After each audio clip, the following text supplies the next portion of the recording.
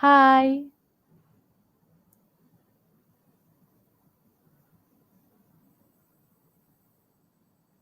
Hai. Madam Gladys. Madam Gladys. Hi, everyone. A very good afternoon to all of you here who are watching our session today, another session for JOM Cakna SPM, brought to you by EZ Learning Web. Okay, you can find EZ Learning Web on the YouTube or on Facebook as well. So do subscribe to this channel so that you can have more sessions, you can view more sessions of JOM Cakna SPM for the various subjects. Okay, now today we are having the second session for English SPM, and those of you who are preparing for SPM, I'm sure you may be feeling the jitters, especially it's just around the corner.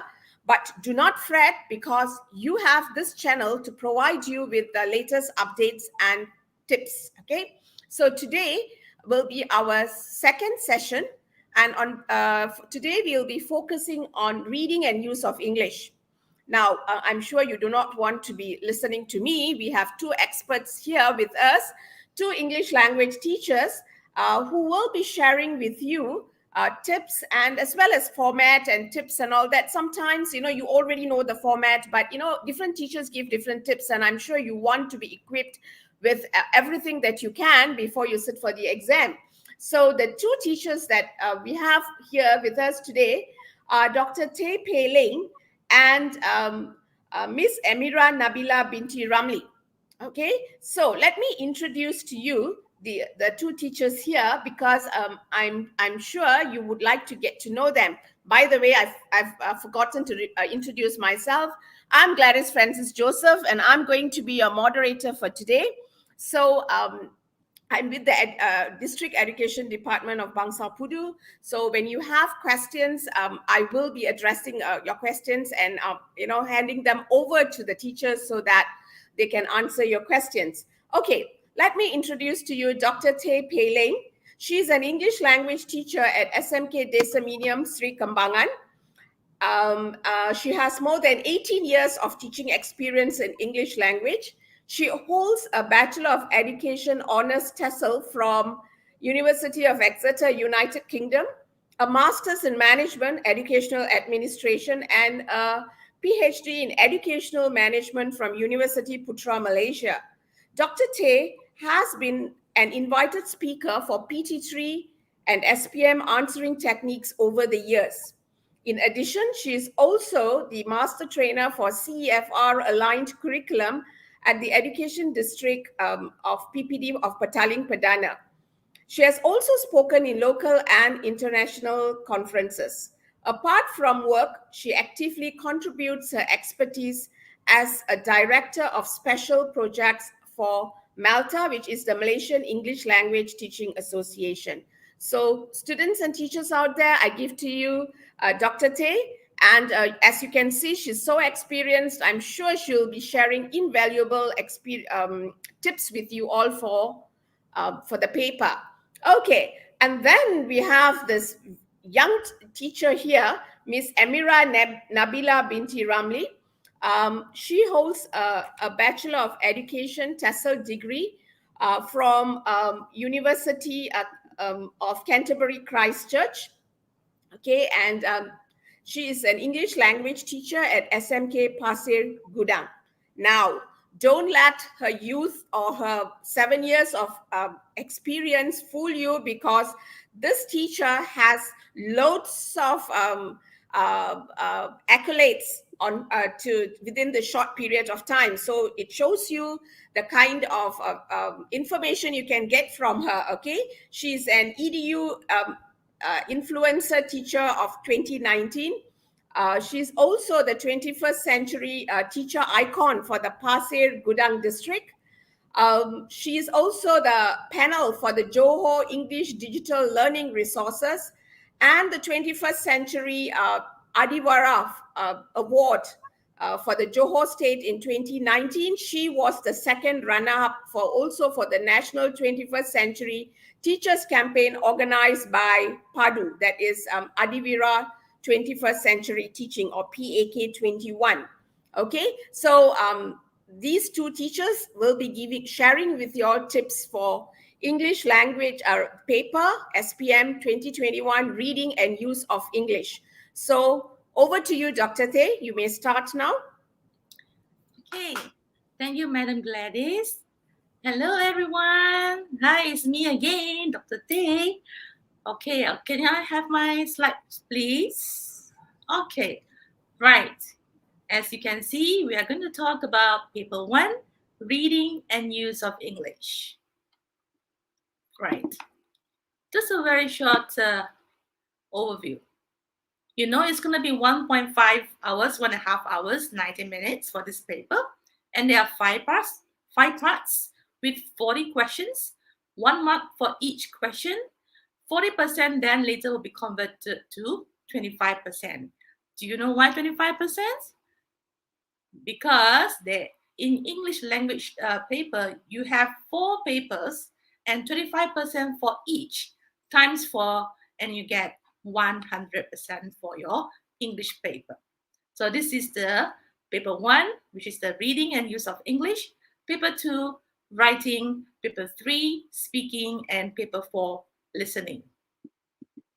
Well done. You have done for these Form 5 candidates, SPM candidates. We have done speaking. You have done listening. 50% already gone. Out of 4, 2 down, 2 more to go. And it will happen next week, this coming Thursday, right?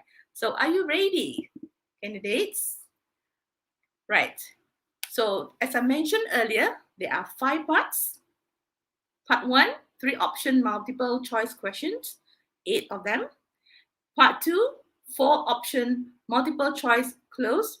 4 option here means you have A, B, C, or D. Part 3, also A, B, C, or D.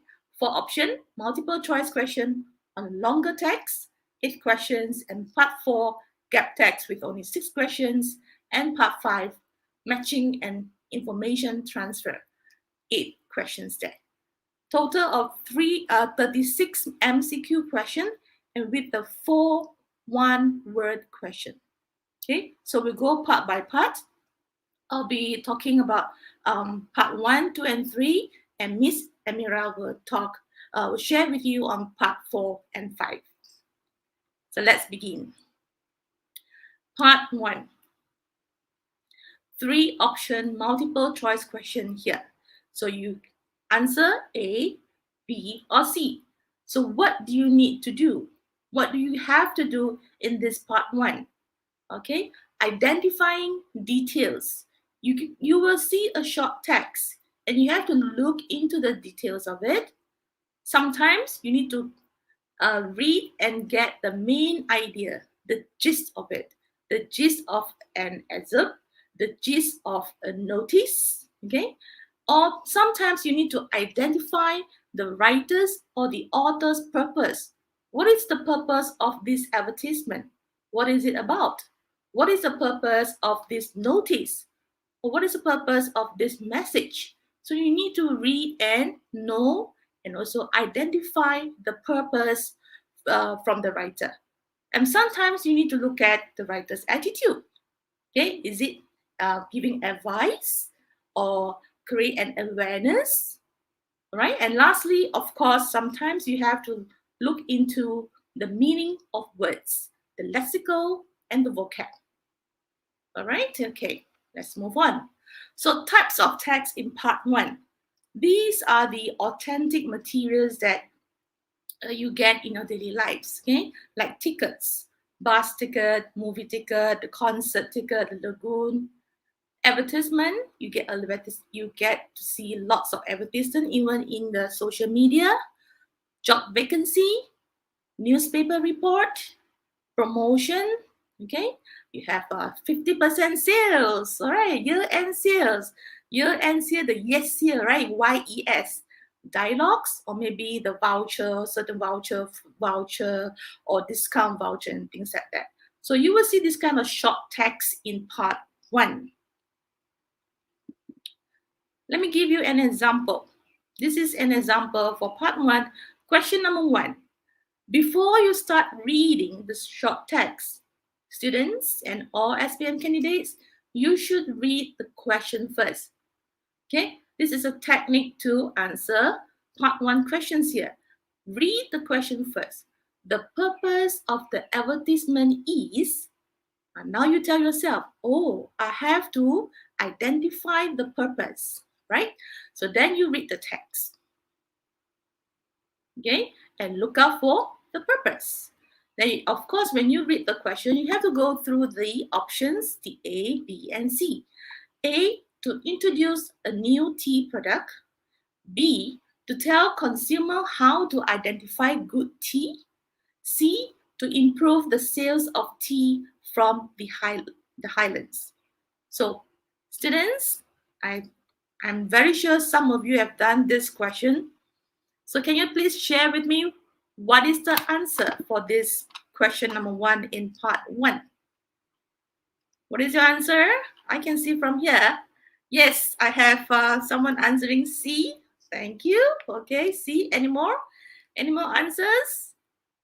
Okay, someone say A, to introduce a new tea product. Is it a total? Is it a new flavor?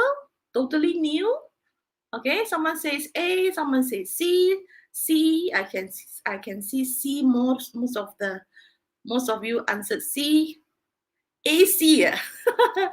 All right, Amil, what do you mean by A and C? Please remember all candidates, the Form 4 and Form 5 students as well. Only choose one. Okay, in the answer sheets later, you have to blacken one. Only one. No A and C, yeah? And no CC as well. Just one. Okay, thank you. Many of you answered C. Okay, let's look at it. All right. The answer is A. All right. So what is the purpose? The purpose of this advertisement, look at the one that I've highlighted here. The last sentence here. Our latest tea has been perfected. To introduce a new tea product. A. Yay. Nafa say, yay, yes, thank you. Right, good job. Yes, answer is A. So you need to look at the keyword. The keyword here is latest. So latest, of course, is the new one. The latest one, like the latest model of your phone, okay, the latest model of computer, all right? So to introduce a new tea product. Let's move on. Part 2. Sorry, question number 2. Okay, again, you read the question first. Okay, the question say, the advertisement is telling us that, right? It's telling us that. Okay, then you read the short text here.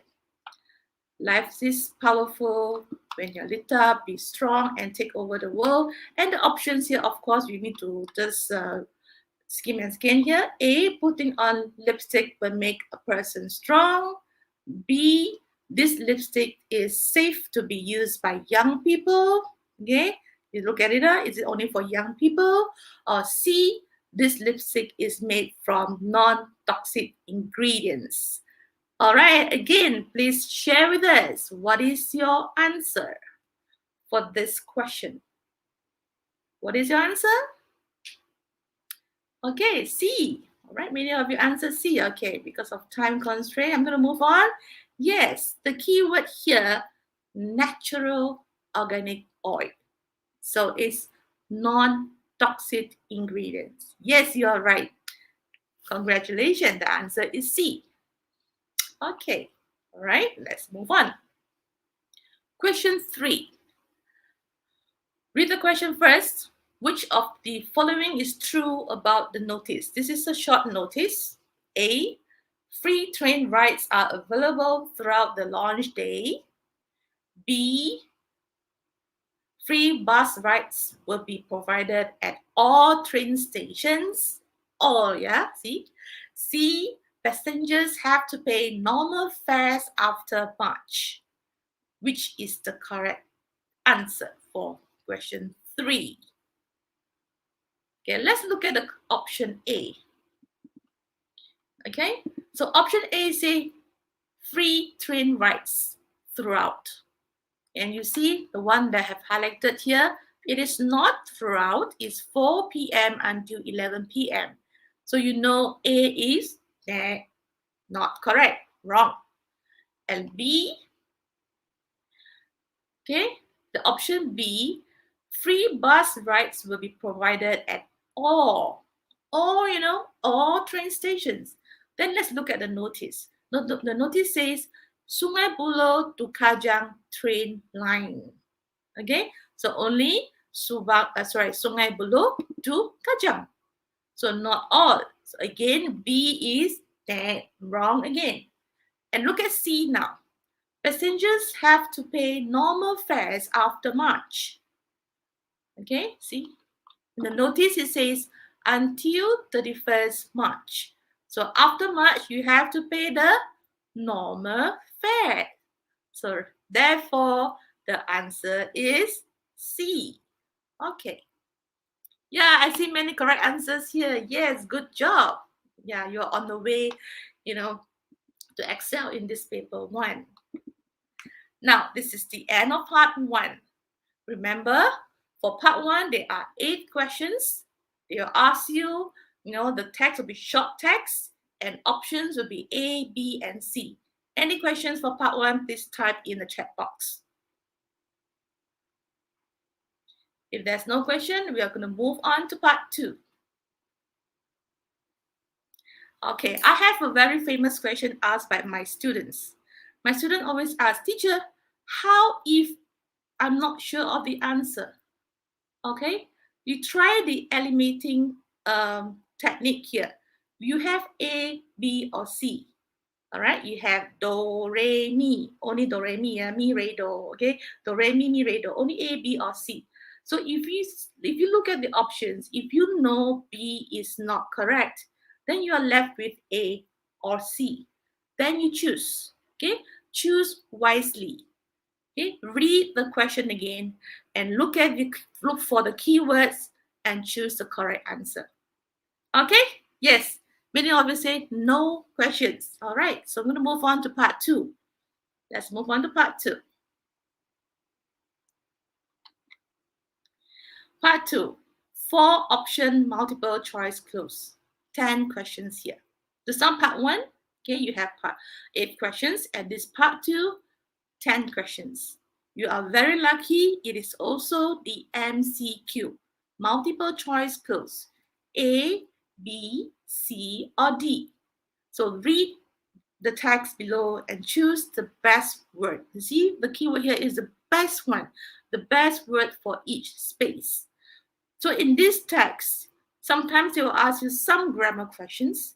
They ask you some vocabulary questions, okay, the word choices, collocation questions, and also phrasal verbs. Therefore, you need to know, okay, as many as possible on the phrasal verbs, on collocations. All right, if you're not sure what is collocation, teacher, just Google. Ask Mr. G, Mr. Google will tell you.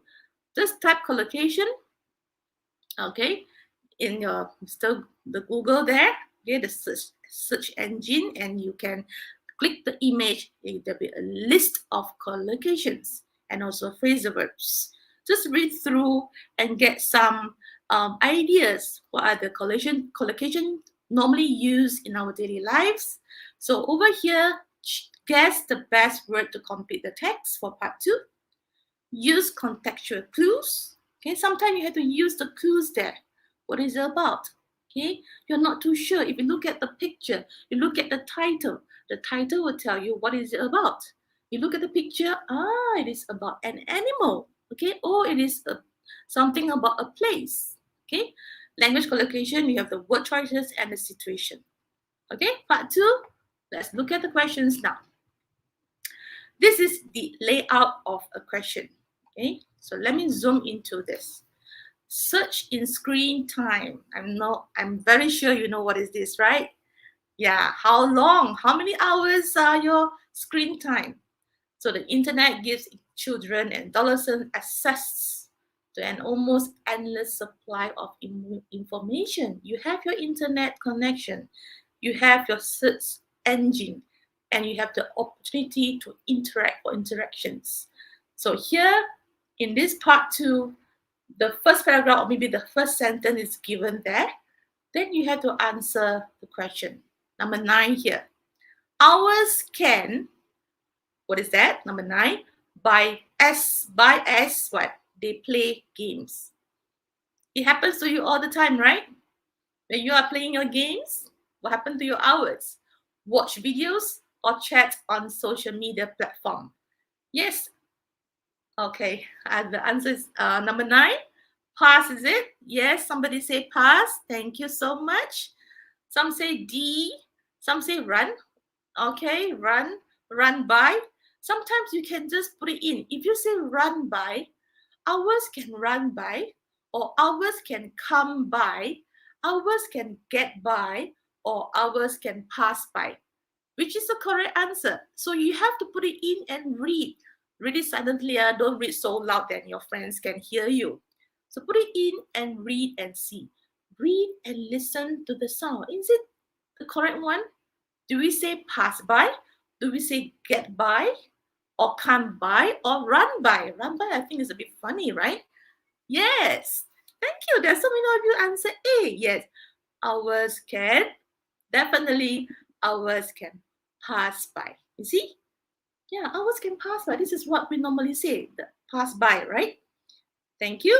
Let's look at question number 10. Not surprisingly, their internet usage has risen what? In many places during the coronavirus pandemic. Has risen? Do we say risen entirely? A. Question number 10, yeah? B. Risen sharply? Or risen actively? Or D. Risen directly? Which one? Some of you say actively. Some say entirely for question 10. Question number 10. Their internet usage has risen. Is it entirely, sharply, actively, or directly? I can see a lot of C. Some say D. And Amir, again, you're answering A, B, C, and D all together. Please don't do that in your exam. You only choose one and only. Okay? Are you sure it's C? How can you say has risen actively, has risen sharply, has risen entirely? I can see some correct answers here. Thank you. YX, yeah? So unique. Yeah. Okay, I will display the answers to you on the next slide. Let's look at number 11 now. A recent study, Germany found that weekday gaming increased 75%. So do you say on Germany, at Germany, in Germany, or of Germany? Which one? Number 11. 11, type 11. What is your answer for 11? You say on Germany, at Germany, in Germany, or of Germany? Yes, thank you so much. I can see many answers here. Yes, okay. So sometimes you can change. Germany is the name of a country. So you can you want to make sure whether you have chosen the right answer. You put it Malaysia. Do we say on Malaysia, at Malaysia, in Malaysia, or of Malaysia? So when you replace the country with the one that you have heard it so many times, Malaysia, are you going to say on Malaysia, at Malaysia, or in Malaysia? I'm sure you know the answer. Okay? Here? Yes. Number 10 is actually sharply. Has risen sharply. Very sharp. The graph. You know, the graph will go so high, sharply. And 11, of course, is in Germany. Okay, in a country, in Germany, in Malaysia, in Singapore. All right, thank you. Let's move on. Question number 12. Many of the gamers want to. Okay, now this is the collocation time. Are you going to say to flee the reality, to skip reality, to leave reality, or to escape reality? Number 12. Can you please type 12? What is your answer for number 12? And relieve stress this way. Write the authors of the representative study carried out by the German Center. Okay, so put your selection in the sentence and read again. Okay, then you decide whether it's a correct answer or not. Yes, I can see many correct answers there.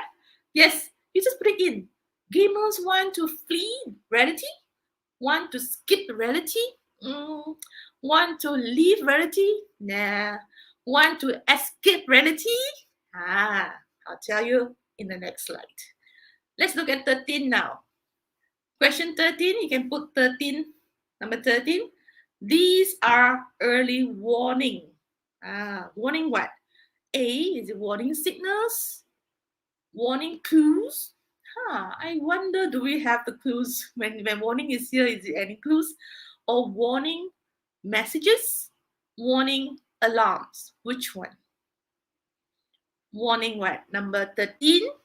Warning signals that computer games addiction could grow due to the coronavirus. Okay, let's look at it. 12 and 13. Let me review the answers. Yes. Congratulations, I saw many correct answer for number 12 is escape reality. All right. For you, please don't escape reality now. The reality is you have to sit for your SPM. Okay, go for it. Okay, don't escape. And 13, early warning signals. The signals, that computer games addiction could grow due to the coronavirus because you're so addicted, playing lots of games. Okay, you watch a lot of videos on the YouTube. Okay, let's move on to question 14. So far, how many have you got it correct? How many so far? There are 10 here. So far, so good? Yeah? Okay. 14. Let's look at question 14. The space there. A good option is to apply time rules. Do you have time rules, students? Do you time yourself? You only spend 2 hours per day for social media. I mean, throughout 24 hours, right? 12 hours perhaps. 2 hours per day. Yeah? So do you have the time rules? If you have to read the one before, so grow due to the coronavirus. And question 14, is it besides, moreover, thus, or nevertheless? We talk about the addiction. We talk about the game addiction could grow due to the coronavirus. So what is the next thing to do? What is the next option? What is the next action? 14? Yes, moreover. Some of you say moreover, some say see, thus. Thus means so. The good option is to apply time rules, right? Okay, thank you. I can see some of you have written down the answers. Thank you so much. I just love all of you. You are so active in answering. You're engaging here. Yes, good. Right? Moreover, some says moreover, some says see, thus. Okay, keep that in your mind. Let's move on to 15. Question 15. For children over the age of 9, you have got to be more. More what? Is it more alert, more direct, more sensitive, or you got to be more firm? Which is the one? Thank you, Adam. Adam says D. Okay, got to be more firm. Some of you say 14, C, thus. Yes, happy sunshine. Thank you so much. Okay, 15. Okay, let's move on, 14 is thus, means so. Good option is to apply time rules. And 15, firm. For younger children, you need to be firm on them. Okay, if you apply time rules, make sure you follow the time rules. Okay, thank you. 15 done.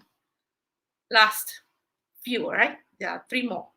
On the positive side, the internet what?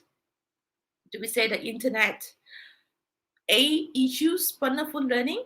The internet provides, the internet contributes, or the internet supplies? 16, can you please type 16? Why 15 is D? Firm. You have to be more firm. You have to be more firm. The parents have to be more firm on the children. That's why it's firm. For children over the age of 9, you got to be more firm because they're over the 9, they can be rebellious, right? They want to watch a lot of videos. They want to play more games. You've got to be more firm. In Malay, lagi tegas. Okay, more firm. Okay? Right. 16. Yes, thank you. I see so many B there. Provides. Yes. Internet provides. Let's look at 17 now. It does both parents and children good to, okay, is it to close down, put down, turn down, or shut down for a while? Which one? I'm sure your parents will tell you, please what? And be offline. Do we say close down, put down, okay, turn down, or shut down? Okay, I can see a few D's here. Turn down, shut down. Which one? Okay, 16 and 17. Let me review the answers here. 16 is provides. Yes, I see many correct answers there. Congratulations. And 17 is shut down. Shut down for a while. Shut down your phone. Sometimes you put it on silent. It has a vibration and messages keep coming in, notifications keep coming in. So when you shut down, you don't have to worry so much. Nothing already, just shut down. And of course, last but not least, question 18. This is also important as studies also show that children and adolescents want their parents what? I'm sure you want your parents what? Attention now and then. Let's look at the options there. Number 18, A, undivided attention. B, unending attention. C, uninterrupted attention. Or D, unbroken attention. First means so. That means the next thing. Undivided maybe. Okay, YX said undivided maybe. Some of you say uninterrupted. Don't interrupt me, the attention. Or, okay. Yeah, I have someone here say, I'm going to shut down my phone. Please don't shut down first. You're still with us. I'm sure you want to listen to Miss Emira. She'll be sharing with you after my session here. So stay on, yeah? Okay, yes, 18A. Let me see. Let's look at answer. Yes, it's undivided attention. Undivided attention. They need their parents' undivided attention. Okay, out of 10, how many did you score? How many /10? 10 over 10? 9 over 10? 8 over 10? Okay. Right, that's the end of part 2. So the tips here is when you are not sure which one to choose, put the answer in that blank, the space there, and read. Listen, is it the correct answer? Sometimes, if it sounds all right, this is the one if you're not very sure, yeah? If it sounds all right, I think that's the one that I always listen to the news, to the radio, my teachers mention this. Choose that one. Go for your feeling. Yes, I can see Muhammad Hadi say 8 over 10. Unending is a bit weird, not unending attention. It's undivided. Yeah, we go for the best. Yes. Dr. Tay, can I interrupt you for a while? There was just now a question where a student asked, what is the meaning of undivided? Because the answer was undivided attention. So the student asked, what is the meaning of undivided? And earlier on, there was, I think it was question 11. A student asked, why can't it be actively? Perhaps, you can address these two questions. Okay. All right, let's go to undivided attention. So undivided, in fact, students, by now you are so good at your Google, you can just Google undivided meaning. They have the meanings there, even the pronunciation, the sentence there. So undivided is like adjective to say that, well, undivided attention is like you're not going to share. You have a lot, parents, undivided attention. I'm sure your parents will give you lots and lots of attention here. Undivided attention. This is what we use for collocation as well. Undivided attention. Okay, trust me, Google the word undivided and you get more explanation on that one. As for question 11, okay, let me see. Why? Sorry, not question. It's question 10, actively. Yeah, sorry. Right. So 10 here. The internet usage has risen. When we say it has risen, that means it's going up. So we look at the trend of the graph. Is it sharply or just like this? You know the graph, how the graph works, right? Is it going up all the way or going down, decreasing, increasing, or just stagnant? So we are looking at the reason sharply because we are looking at during the pandemic time. Okay, a lot of people, they are using the internet usage. So the has risen sharply, not actively. Sometimes we are active, but is it giving positive result? Sometimes you're so active, but it may be downturn. We're not sure. Okay, right? Thank you. And another question, perhaps some students may wonder, because you see there are 5 parts. How much of time should they allocate for each part? Of course, it depends on the individual, but perhaps it can be something that will help them to know, roughly how much should they spend on a particular part. Do you have any suggestions on that, Dr. Tay? Okay, so actually there are 40 questions and you have 90 minutes. So for the more difficult, challenging part, you can spend 2 minutes for each question. For the easy one, just go for 1 minute for the part 1. You can go for 1 minute for each question for part 1. And this part 2 is also 1 minute, but you need to spend more time for part 3. Later, I'll show you part 3. You spend a little bit more time, maybe 2 minutes for each question for part 3. And as well as for part 4, later Miss Emira will tell you why you spend more time on part 4, because you need to look at both the options and then the sentences and need to match it, need to confirm and things like that. And of course, part 5 as well. So it's like this. It's the normal thing, yeah. It's the norms. They always start from the easy one. Part 1 easy, part 2 gradually, part 3 okay, part 4 and part 5. But don't be afraid. You'll be fine. You just follow the step. Just do it. But if there is a question, 1 or 2 questions that you don't know, just leave it for a while. Move on. Don't spend 10 minutes on one question. What is it about? Why should I choose entirely or actively or don't stop at one question for too long. Don't waste your time. If you can't, you put a star there, move on. But please remember to come back later. Come back and choose again. Okay? Good? Okay, one question by Noel. Okay, he has, Noel says, teacher, how do I know if the passage is in either the present tense, past tense, or continuous tense? Perhaps, do you actually need to know that for this? Perhaps you can answer that and give him some tips on how to know. Okay. For this part 2 SPM format, they don't require you to look, not too many questions on grammar. Unlike before, you really look at the past tense, the present tense, is it with the S, no S, or the ed and things like that. But you have to know lots of phrasal verbs, the prepositions, the collocations, usage of words. That's why the title of this paper is Reading and Use of English.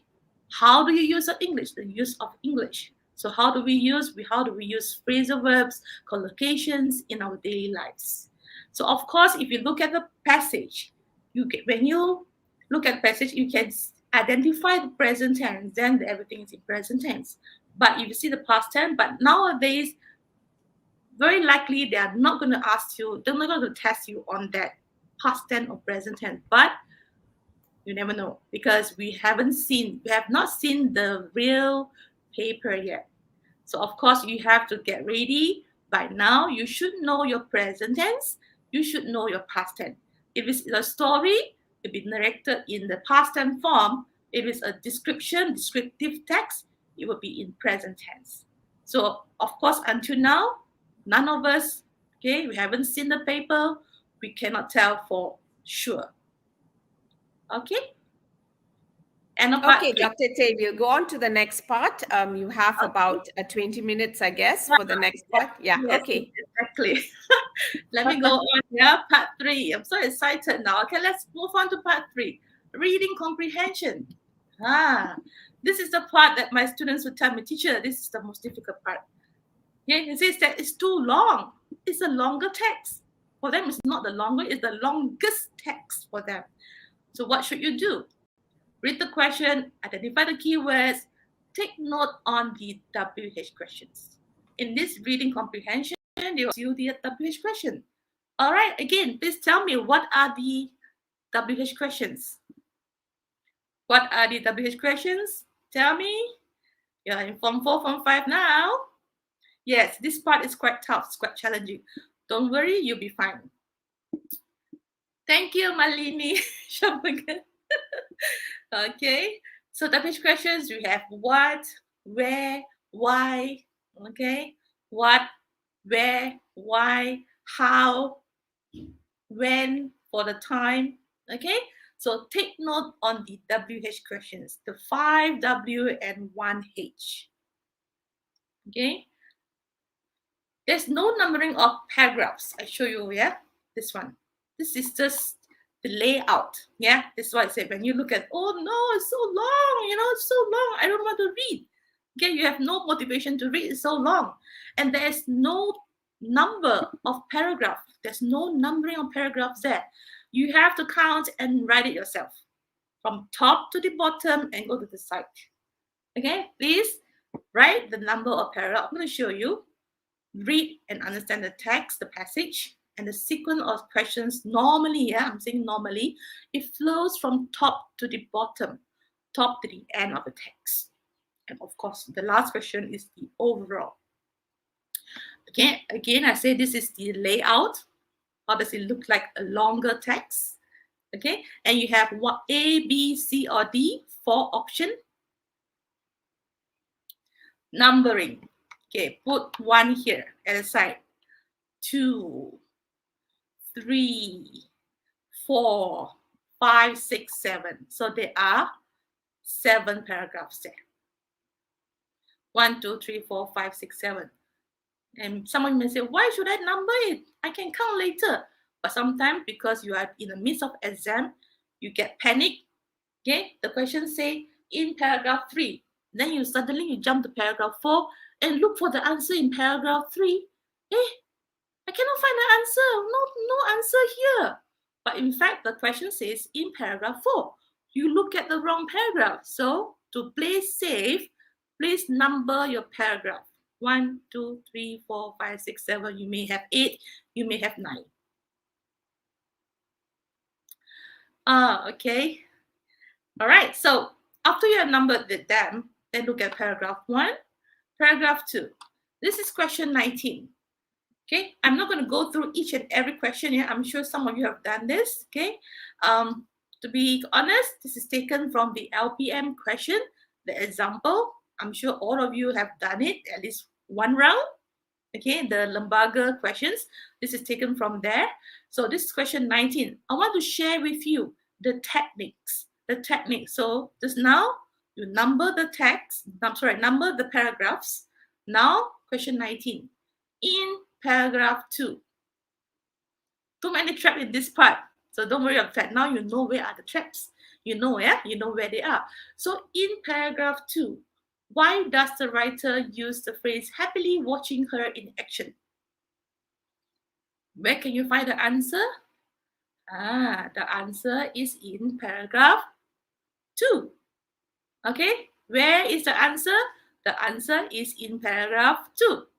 So zoom in to the paragraph 2. Look for it. The phrase happily watching her in action. So find the answer here. Of course, you have to read through A, B, C, and also D, the options there. All right, she found her mother's routine amazing. She admired her mother's cooking skill. She felt contented to be with her mother. Or A, she enjoyed being of help to her mother. Which one? Okay. Many of you answer C, yeah? Okay.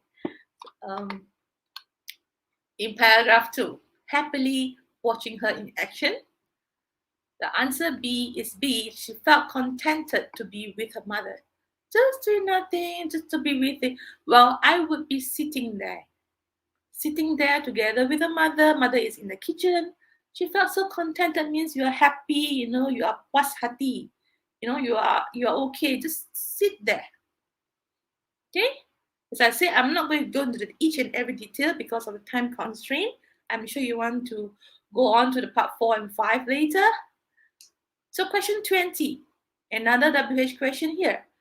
But they are very kind enough. Our lembaga, they'll tell you in paragraph 3. So students, where can you get the answer? The answer is in paragraph 3. This is in paragraph 3. What does the writer say about her mother's character? What about her character? She very fierce. Okay, so you see, labored so hard to prepare. Help brighten up our life even as poverty and hard times weigh us down there.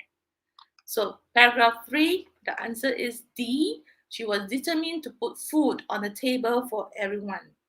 The family, they were very poor, but the mother was determined to put food on the table to ensure that the children would not go hungry.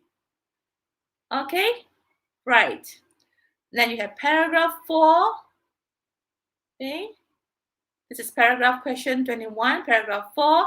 Look at the sequence. Okay, we're not going to try each and every question here, but we look at the, you see, the question here 19 is paragraph 2, question 20, paragraph 3, question 21, paragraph 4. So it will gradually come down. Sometimes they'll ask you paragraph 2, then they skip to paragraph 4, then 5 and 6, maybe. So the sequence, the flow is from top to the bottom. Okay, that's 21, 22, 23. Okay, 23 and 24, they won't tell you. Okay, they always start from the beginning, right? Okay, start from the beginning. Yes, someone answered 22 is B. 22 is B, yeah? Again, this is taken from the Lembaga sample. You can refer to that book later. Okay, you can ask your teachers know. 23 and 24, they only give you the WH questions. What effect? Why have preparing meals become more pleasurable for mom? Okay, so here, mom looked even happier when dad started to help in the kitchen. And once been a source of comfort, now became one of joy. Some of you say pening kepala already. That's why you need to number the paragraphs. So don't be put off with the wow, so many words. So zoom in the paragraph. Okay, if the question say in paragraph 4, go to paragraph 4 and look for the answers there. Okay, and if you're not very sure, you can eliminate. Okay, this is not the correct answer. This is not the correct answer. Maybe it's B, maybe it's D. Then you choose wisely. Okay. Don't worry. It's A, B, C, or D. Okay, no matter how, no matter what, choose one and blacken it. Okay, don't leave it empty. Yeah, you must answer. Just answer. Don't worry, be happy. Yes. Okay, my technical said, don't worry, be happy. Just go for it. Tell yourself, yes, I can do it. I'm not going to be, worry about, I can't score. Why? Just go and sit for it. Listen to the tips, listen to the techniques, use it when you're during the exam. I'm sure you'll be fine. Okay, 24 and of course 25 here.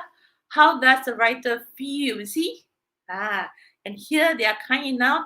They tell you in the last paragraph. Again, you see which one? Which is the last paragraph? Last to last, okay? Last paragraph, paragraph 7. They enjoy peace after those difficult years. See? So A, B, C, or D. Again, we're not going to go through at each and every question here because of the time constraint. Moving on. B, relieved that their life has become easier. See? No more difficult times. Okay?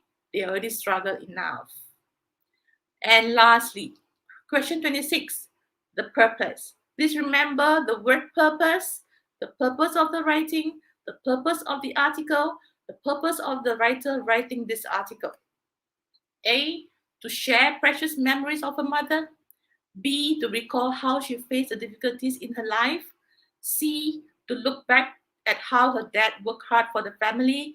And D, to show the beautiful relationship between her and her parents. Share precious memory of her mother. Okay, it's just not how she faced. It's the parents faced difficulties. Okay, to be precise. So this is the end of part 3. Let me share with you. If you have, like some of you got so worried, if you see a one long text and you know what it's about, read the questions. When you read the question, you give you some ideas. What is it about? I just thought you saw, right? Okay. Oh, it's about the writer and the mother. Oh, it's about the writer and the mother and their life. Is it good life or difficult life? Oh, okay. It's about difficult life. Okay, difficulties and time in the kitchen, spend time together. So even before you have read that whole text, if you read the questions, somehow you get the idea. What is it about? Then go to the paragraph, zoom into the paragraph, find the answer, choose one, and tick. Okay. All right, that's the end of part 3. Okay, Dr. Tay, there are some questions here. Jackie Chi asked earlier, because I think he finds part 3 as a very challenging part. He wants to know if he could actually skip this part first, go and do part 4 and 5, and then come back to part 3. Would you advise that he does that in the sense that you mentioned earlier that the parts actually increase in difficulty? So which would mean that parts 4 and 5 are going to be more difficult than part 3. So this student, Jackie Chi, says that can he actually skip part 3 and then do part 4 and 5 and come back to part 3? What advice would you give Jackie? All right. Jackie Chi, please pay attention. Your question is being answered. Hi, Jackie. Well, the level of difficulty really depends on individual. Okay? Sometimes I find it difficult, but for you, it's just as easy as ABC. But for another person, maybe it's just moderate. So the level of difficulty really depends on individual. But for Jackie, I would like to suggest to you, try part 3. Go with the flow first. Try part 3. Okay? If you look at the first question, I really don't know. The second one, then if you find that you get stuck there, then you can skip to part 4. Okay, but don't skip entire part 3 before trying. At least you go through first. If you feel that it's too difficult for you, I cannot. Then go for part 4 and part 5. Make sure you come back to part 3.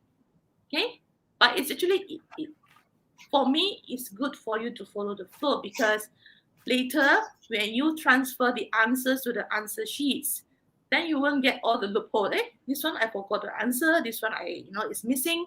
So it's good to follow the flow. But of course, it's up to you. Okay, Jackie? And the others? Okay, one more question. Okay, before I go on to the question, let me something to motivate you, Dr. Tay, as well as to motivate Miss Emira later on. Amirda Rajendra says, I will definitely use this technique in my upcoming SPM. So, okay, that's motivation to you all, that there are students who are listening and they would like to use the technique. Okay, now this question from Cutie Pie. Okay, she says, I don't know, Cutie Pie could be a boy as well, says that what if you just read the question and look for the answer in the paragraph? Because if you look at it, although the other paragraphs are questions, the paragraph is not stated, but you find that it basically follows the sequence. Okay, only the last question is an overall thing. So this cutie pie says, why do I have to read everything? Why can't I just look at the, okay, paragraph one, what's the what's the question? I just refer to the paragraph. What's your advice to her or him? Okay. Of course, it also depends of your proficiency. If you can read the whole text. Then you zoom into the paragraphs. But if you just want to go to that paragraph, I would say for me, I will read through first, then I zoom into that particular paragraph. Because even though the last question is the purpose of the message of the article, the last 2, 3 questions, they will ask about your feelings, other things, and if the answer and the suitable answer may come from the paragraph 5 or paragraph 6 together. So it's more advisable to read the whole text. But of course, when you zoom, you want to tackle that particular questions, you go into that particular paragraphs. Okay. Okay, thank you, Dr. Tay. Now, there's this student, Ahmad Mujahid, and there's also another student. The name is, I can't make out the name because it's written in, I think, Mandarin letters. So anyway, they are basically, their questions are the same, what if you don't know the meaning of the the words or the answers, what should I do? I mean, this is something I just can't wait to hear your answer, Dr. Tay. They said, what if you don't know the meaning of the answer? What should I do? What if you don't know? Don't quote me. Don't quote me. That's what I always tell my students. Not the front classes, the middle class. You can. The Malay word is tembak, but logically you have to choose. Somehow you need to put an answer there. Don't leave it empty. Okay, so you may choose between B or C, or maybe around B, C, or D. Choose wisely. Okay, but don't tembak as in like just okay, number 1 is A, number 2 is B, but you have to try the questions. Must at least try the question. Do it. You must try and do. Then you choose, have your final decision. Choose that particular answer, go for it. Okay. in the past we tikam, yeah. Now we tembak. Okay. Now no more Okay. tembak here, right? Tembak temperature no more. Maybe you can tembak. Thank you. It's so funny. Yes. Okay. Yes. Here we have EZ Learning. The advice given is read before and after the phrase. You can get the word meaning. Okay, using contextual clues to define the word meaning of the words and so on. Yeah. So okay. Something like if you really don't know, you don't know which one to choose, then just go according to your feeling. Yes. Okay. Thank you so much, Dr. Tay. For your your tips. I think as some of the students have said, it's very clear, and I think they have gained a lot techniques at this last few days before the exam. Thank you so much. We will now move on to part 4. So any last words, Dr. Tay? Do you want to say bye to them? Yes, goodbye. Don't worry. Be happy. Just go for it. Yeah, of course, be calm. Don't get panic. Just answer and make sure you transfer the answer correctly. Yeah. Okay. I'm good to go. Okay, thank you. There is someone who has asked about writing. Extract intro maker. Can idioms boost your marks for essays? So please do join us tomorrow because the session on writing will be tomorrow. Okay, thank you, Dr. Tay. And now we have Emira. Emira, over to you for part 4 of the paper. All right. Can I be heard right now? Yes, clear, loud and clear. All right, good. So, hello and assalamualaikum to all the SPM candidates who have kindly joined our webinar session for today, and thank you to our moderator as well for today. I will be continuing Dr. Tay's session just now, and I will be covering parts 4 and parts 5. So I'll jump straight into it. So for our SPM candidates, here is an overview of part 4 and part 5 for the reading paper. For part 4, it ranges from questions 27 until 32, whereas for part 5, it ranges from questions 33 until 40. So for part 4, the task could include completion of notes or diagrams. You might be given pie charts, bar charts for you to analyze. There will also be matching tasks maybe, or short answer questions. So do expect some types of tasks that you might have not seen before. So because this is definitely from the CE. Next, you will also have 6 sentences removed from this gap text. It is actually a gap text activity for part 4. Candidates will have to decide from where in the text do the sentences which have been removed come from. I will definitely show you the example later on. For part 5, you will be given 4 statements, and then you have to match the statements with the correct paragraphs. These paragraphs will be paragraphs A to F. I hope that by now you have received the questions for part 4 and part 5, which I have provided on Padlet, so that you could look closely at it as I do the discussion later on. Okay, and then that would be the first half of part 5. For the second half of part 5, you will have to write down your answer, because I will show you after this that your OMR paper will be a hybrid OMR paper, in which there are parts in which you have to mark the answers, and there are parts in which you will have to write down your answer and spell it. So this is the part where you have to spell it, questions 37 until 40. So you must choose only one word from paragraphs A to F, and then complete the gap or the blank. Okay, so as an overview here, you can see that for part 4, it contributes to 6 marks of the overall 40 marks for reading paper.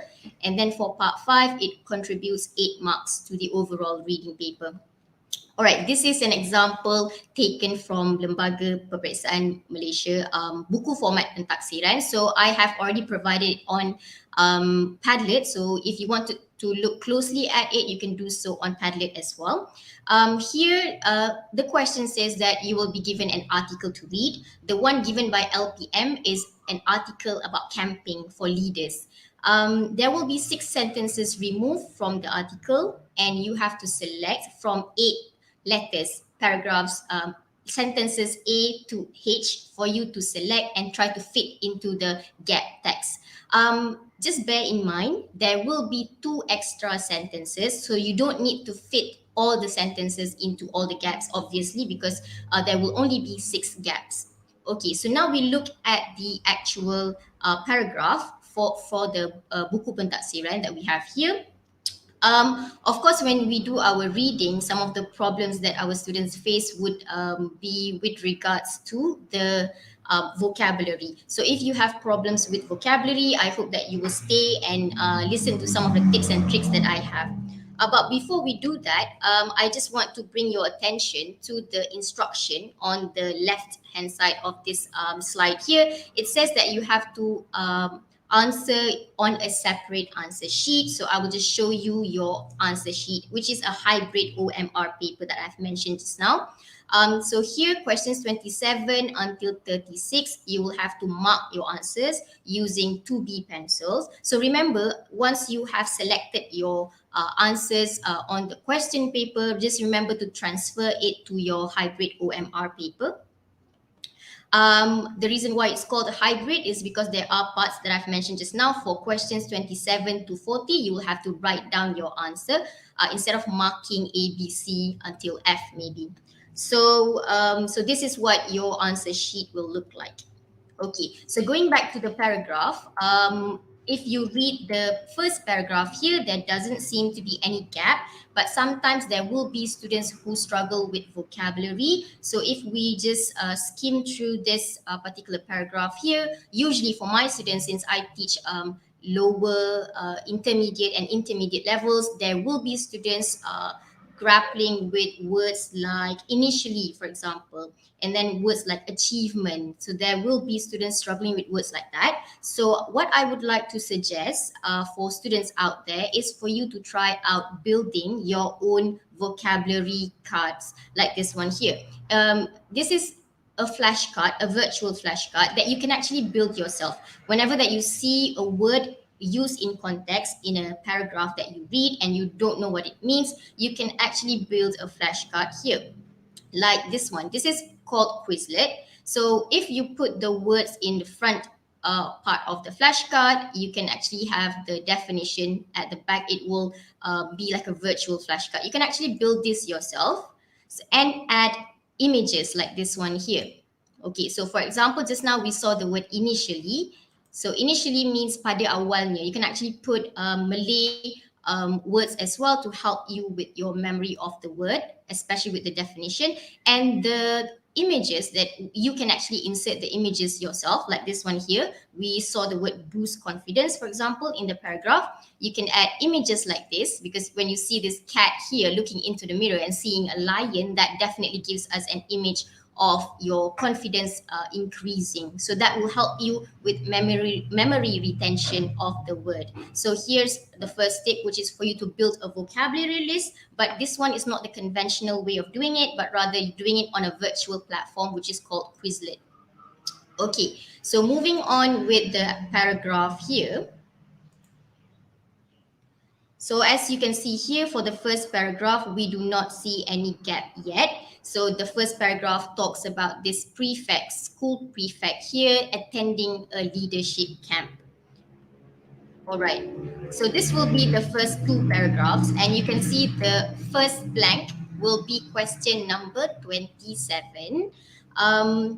Here will be the list of the selection of sentences that you can choose from. I've also provided it on Padlet for you to closely look at it, and then you can select from there. All right, so let's have a look at the first paragraph, which contains the gap. So here you are expected to choose sentences A to H in order for you to fill in the gap. It says here the camp activities were creatively designed to motivate and boost our confidence. So if you see words and phrases like boost our confidence and you don't know what boost means, so what you can do is try and look it up online and then put it on a virtual flashcard, and then you can revise it after that. That would be what I would suggest you to do. Okay, here next we can see, for example, during the Speak Easy activity, we will encourage to reveal our secrets and innermost feelings.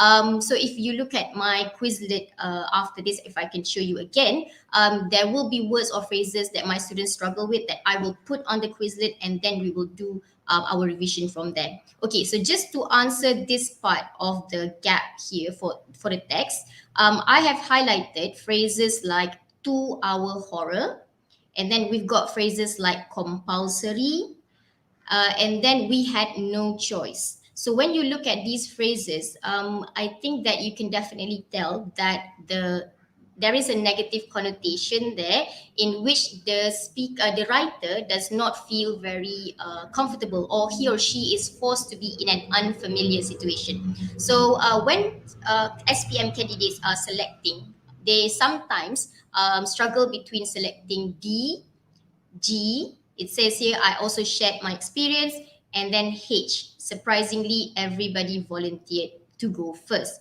However, if you think about it, for the word compulsory here, it means wajib. Okay, I'll just go back to my Quizlet just now for you to closely look at it. Okay, so the word compulsory here, it says wajib or obligatory. Okay, and then the image that we have inserted here, this was given by Quizlet. It says that the opposite of compulsory would be voluntary. So meaning if something is compulsory, you wouldn't be volunteering to do it. Okay, so that would be the best reason on why you might not choose option H as your option to fit in there, because you wouldn't be volunteering if it's compulsory. Everybody would have to do it anyway. Okay, so we might not select G there. Okay, so the tip that I would like to provide you with for this one would be for you to try and read the sentences before and after the gap first. Okay, so only then you can find the justifications as to why you would select a particular option. Okay, and then search for contextual clues. Like what we have done just now is we have highlighted to our horror, compulsory, and we had no choice. So what these words or phrases mean is that the speaker was made to feel forced to do something, and then he was put in an unfamiliar condition or situation, which is why, what would you have answered? Maybe you can put it in the chat box, but I'm not able to see it right now, which is why the answer for gap number 27 is D, in which I was pushed out of my comfort zone. So I hope, as I was explaining just now, there will be students who have been able to select the correct answer. So instead of selecting H, uh, the writer or the speaker volunteered to go first, you might consider D as an option, which is the correct answer anyway. I was pushed out of my comfort zone.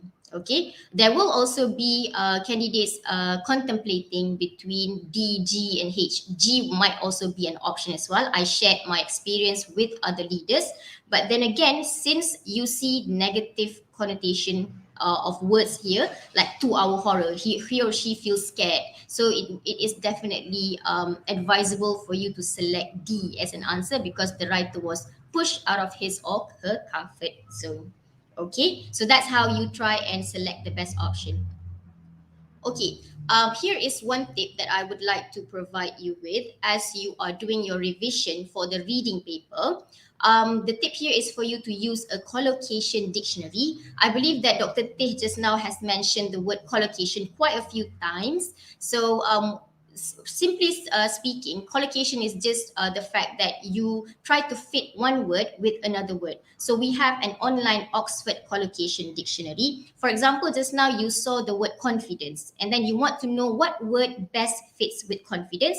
If you type collocation for confidence, you will find words like bolster confidence, boost confidence. You didn't understand boost, for example, just now, but when you see build up confidence, then you know better what the word or the phrase means to increase your confidence. You can also, for those who want to enrich their vocabulary, you could also use collocation dictionary to search for words which fit with another word, and then you can get words like instill confidence. So those are the words that fit together for the use of the English language.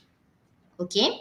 All right. So another tip that I would like to provide you with is, as you do your preparation for the reading paper, is for you to always find synonyms or antonyms of words that you have come across or encountered. So we've got words like initially that we saw just now. My students usually struggle with words like that. That is it is meant to be an adverb or a sequence connected there. The reason why I ask you to type the synonyms or antonyms of the words is so that you can get words which you are more familiar with, for you to so that you can understand it better. So for example, initially here means originally or to begin with, or at first. So that is something that you can remember better. And then when you type the synonyms or antonyms and you try to use an online dictionary, for example, it also provides you with the word class of the words that you want to know about, so that later on, for example, for part 5, you will have to know the word class. Only then you will know what word best fits in the gap. Okay, so it's kind of important for you to know the word class as well. All right. Another phrase that we saw, if you are looking at the Padlet that I've given as well, you can also see in the first 2 paragraphs, there is also an idiom, which is set the tone. So it is advisable for you, when you see phrases like proverbs, idioms, look it up.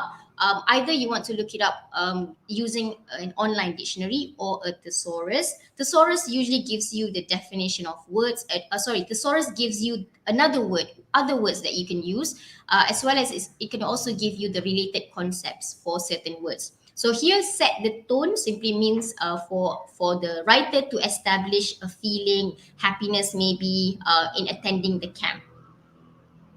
All right, so we've discussed gap number 27 just now. So I hope that you can remember to read before and after the gap, and only then you select your clues, contextual clues that you can find.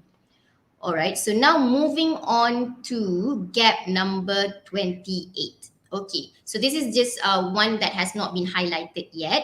Okay, so it says here for paragraph which has gap 28, The next activity was something I had been looking forward to. It was a workshop on how to deal with disciplinary cases. So what I would like you to do as you are trying to select the correct option, the correct letter to fill in the gap, consider looking at the theme, okay, or underlying message behind the whole paragraph. So, for example, paragraph which has gap number 28 talks more about discipline, okay, because we've got words or phrases like disciplinary cases, and then we've got difficult situations here. So after you've identified the theme or the underlying message, you can then search for synonyms of words or phrases that you also see in the options given. Okay, so for example, here we've got disciplinary cases, and then we've got difficult situations mentioned in the paragraph. And then you see in one of the options, there will be phrases like problems of behavior. So that somehow relates to disciplinary cases. So from there, you can somehow connect the dots and select the correct answer. Okay, so maybe students can put in the chat box what your answer would be. Some students would be contemplating or having a difficult time choosing between B or C. But in order for you to identify the best sentence to fit into the gap, you try and have a look at the phrase after the gap. It says here, this knowledge is something to be shared with the new prefects.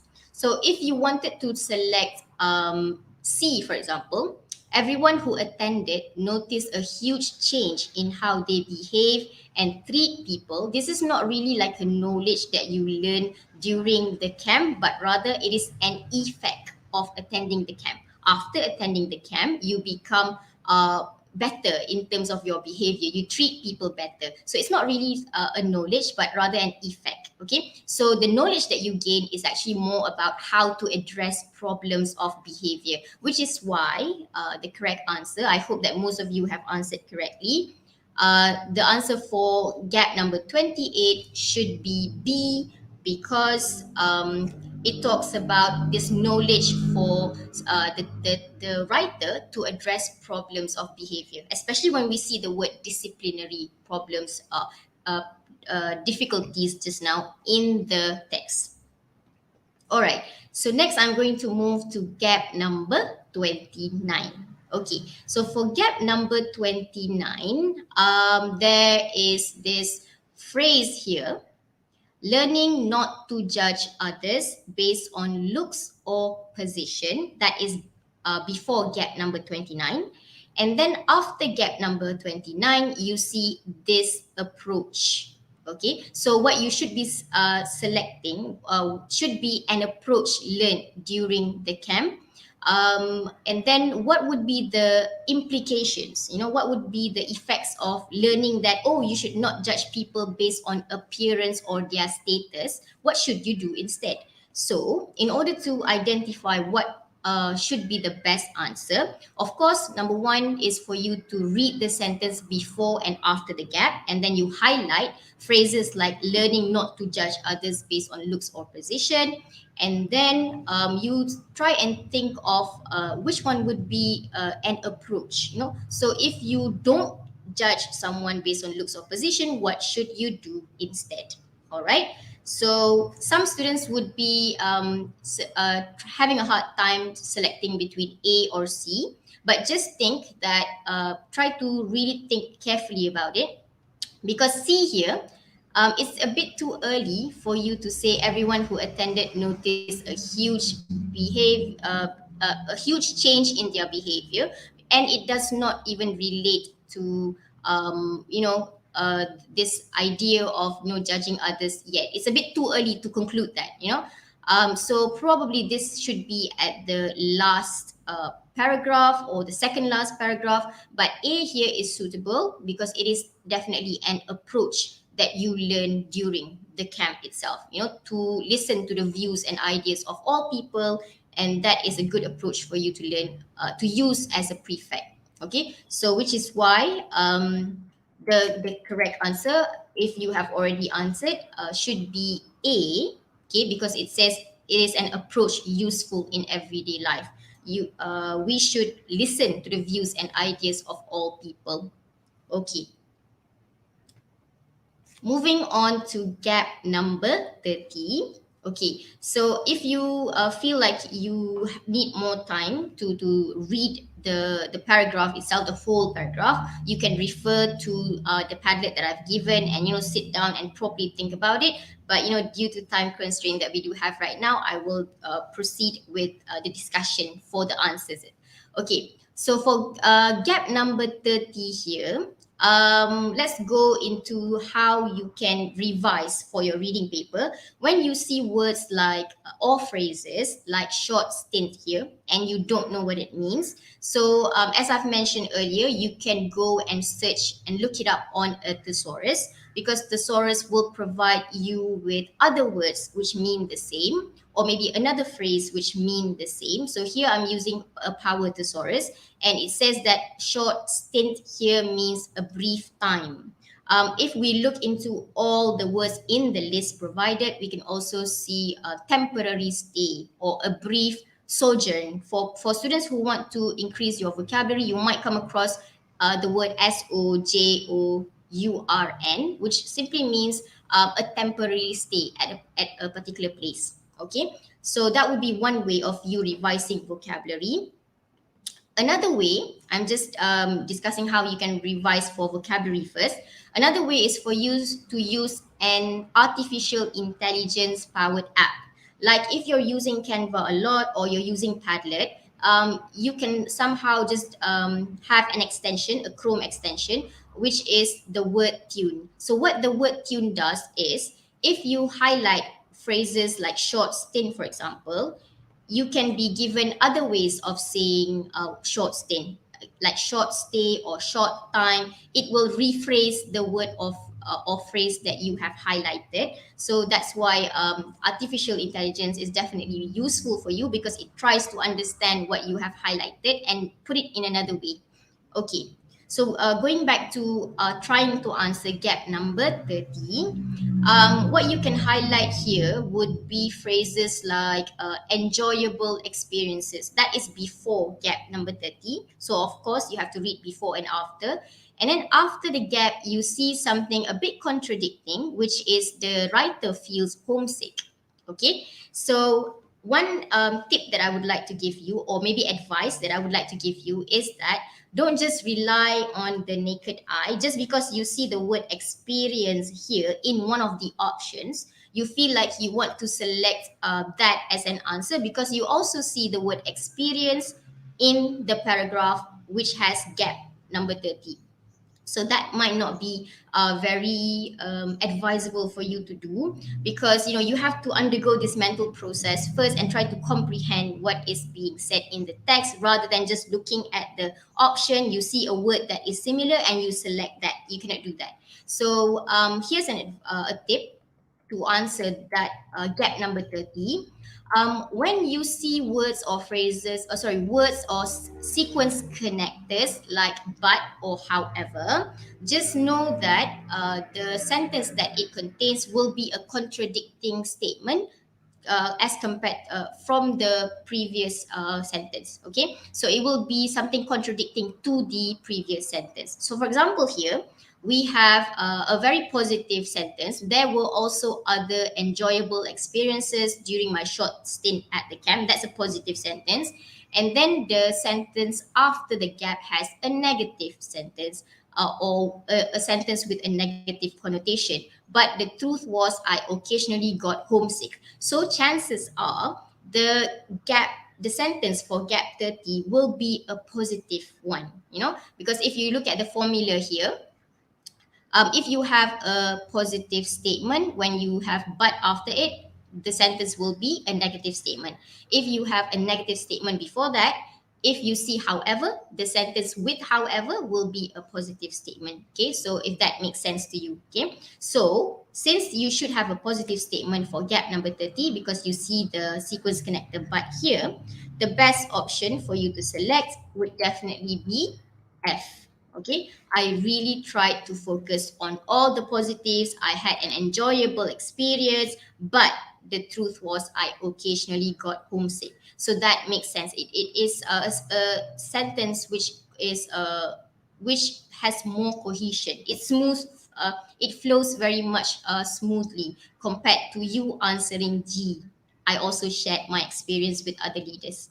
Okay, so I hope you are able to somehow understand that you should definitely think of the word but or however there. Okay, that gives you the clue for you to select your option. Okay, so we have selected F there. I really tried to focus on all the positives, but the truth was I occasionally got homesick. Okay, all right. So now moving to gap number 31. Okay, for gap number 31, okay, in the first half of the paragraph, it talks about how the facilitators were really warm and sociable and friendly. The word used here is approachable. Okay, and they were very helpful. Okay, but the part that you should be highlighting should be they gave practical tips. And of course, for gap number 31, we would like to know what would be the tip given. Okay. And then this tip should be something which gives you an added bonus in your working world. Okay. So what you should do is number one, try to search for the keywords in the paragraph, which could lead you to the answer, like practical tip here. And then you need to understand that for gap number 31, you should be selecting a practical tip or a relevant tip that will give you some sort of advantage in the professional field, in your job, in your career, because it says here working world. Okay, so if you look at the options, um, I guess what I would encourage you to do is if you have already selected a certain option, you just cross it out so that you know which ones you haven't selected yet. Okay. And then now you have to search for the tip, the practical tip for you in a working environment. And that is why the best answer should be the tip is about learning about time management and how to handle stress effectively. Okay. So you just think of this as your tip here. When you see the keywords that you have highlighted, think of what the gap should be, which is the practical tip. Which one among the options here would be a practical tip in your working environment? So of course, when we're working, it's best for us to be punctual. So we need to learn about time management and how to handle stress. Okay, so the E would be the best option for gap number 31. All right, so I hope that you do the practice on Padlet later on. Try to select your options, and then probably I can provide you with the answers as well later on Padlet itself so that you can check. All right, now we are on the last gap for the gap text question. It says here the leadership camp is a great way to gain necessary skills necessary for dealing with real life situations. And then there is a gap. So what you need in the gap is a sentence which is a suitable sentence for a concluding paragraph, something that really ends the paragraph well and ends the whole passage well. Okay, it says here credit must be given to the great way the leadership camp was organized. So as you can see, we did not highlight anything because there doesn't seem to be much contextual clue. But what tip that I could give you right now is for you to not be tempted to select an option which has the word leaders, like here, this one, G. G has not been selected yet. So some candidates might feel like, oh, they see the word leaders and they feel like G is the answer, because you see words like leadership in the last paragraph. Okay, that might not be the best thing for you to do. So the best thing for you to do is to think of what would be the best sentence for the last paragraph, which is why we choose C here, because it is an effect of attending the leadership camp. Everyone who attended noticed a huge change in how they behave. Okay, and after that only you give credit to the leaders, how the leadership camp was organized, because it was able to change how they behave. Okay, so a lot of thinking needs to be done for the gap text activity. I understand that candidates often complain that gap text activity for part 4 is very challenging, but there are some tips and tricks that you can do, such as highlighting the words or phrases before and after in order for you to select the best one. And then try to find synonyms as well as what I've mentioned just now. Yeah. Okay.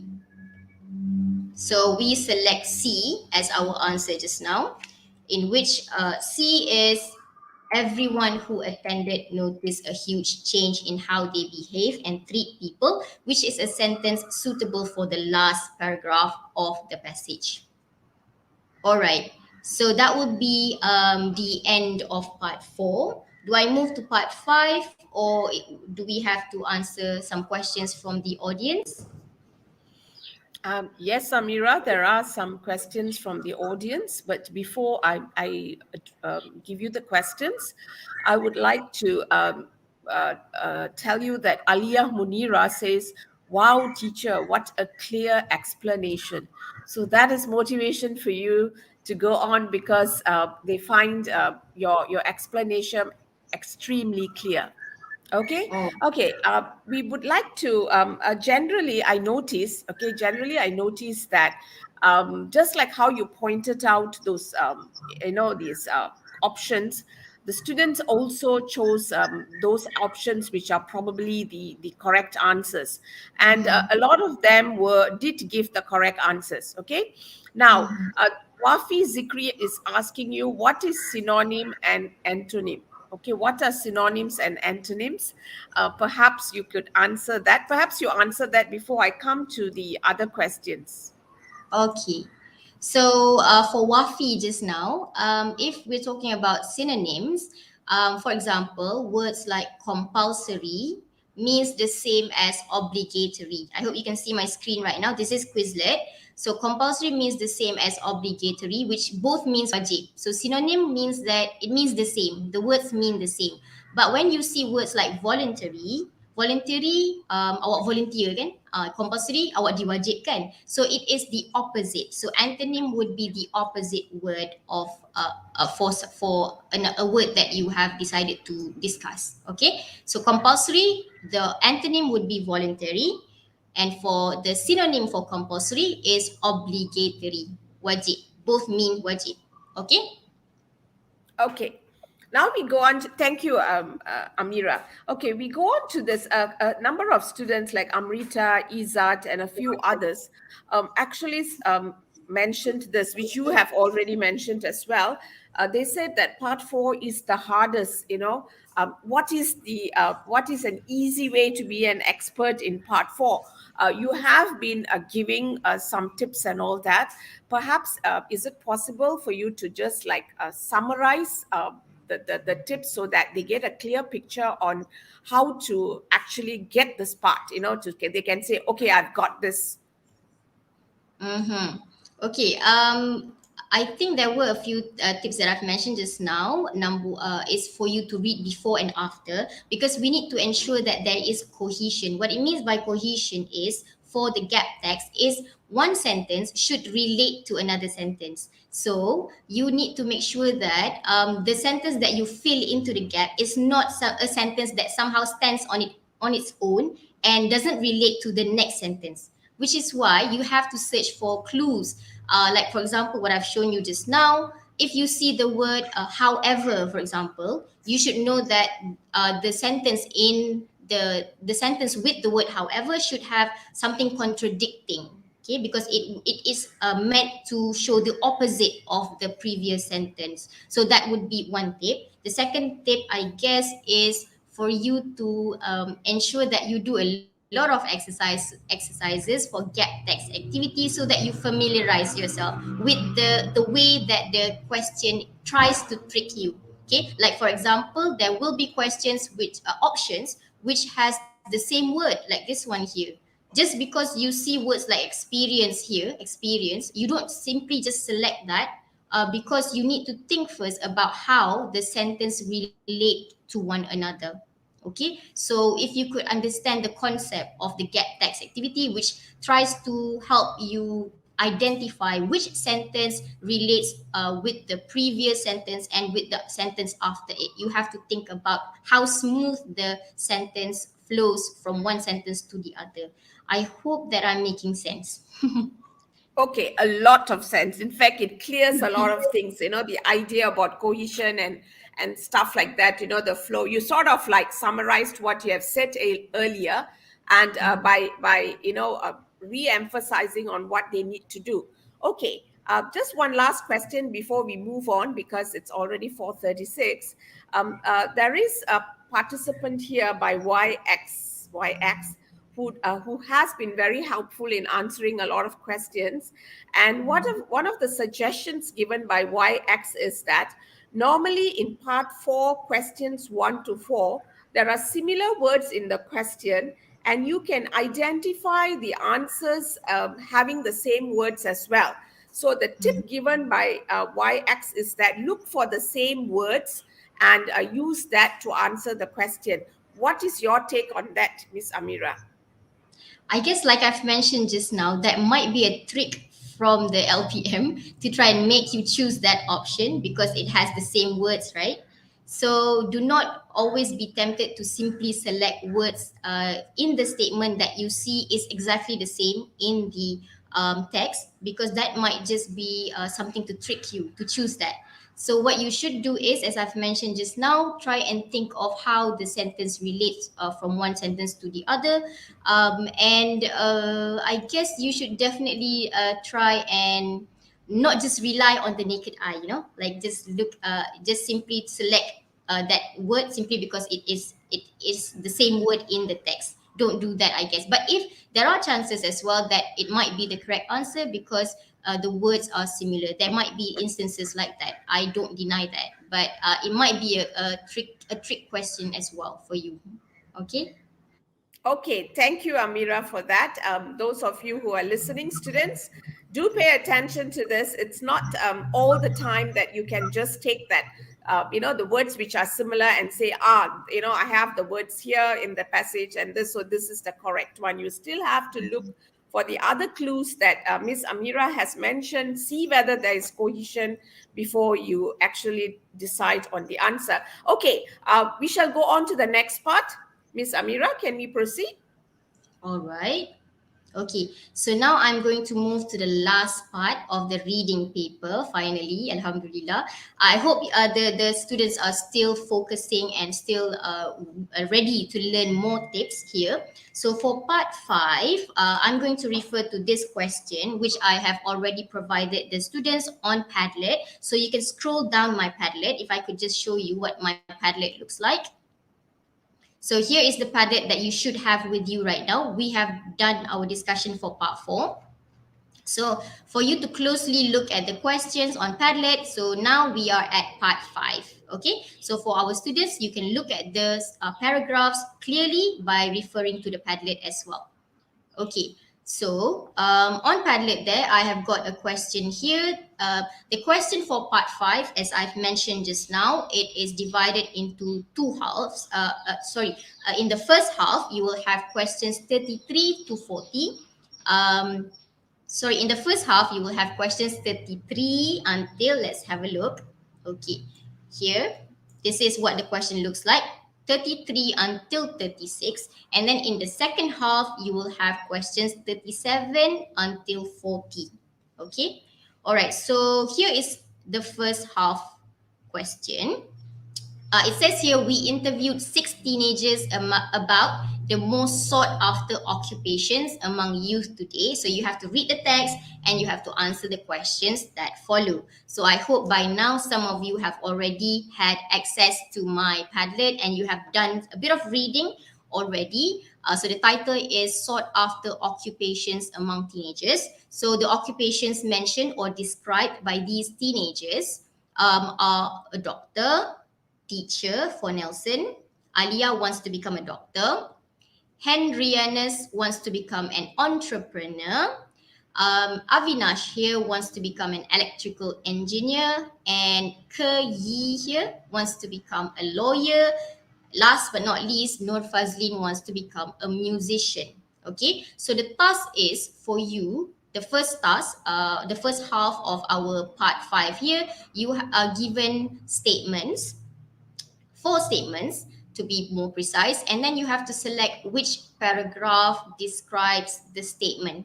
Okay, so what you should do is you should select A until F. Which paragraph describes the statements given the best? Okay, so now we are going to look closely into it.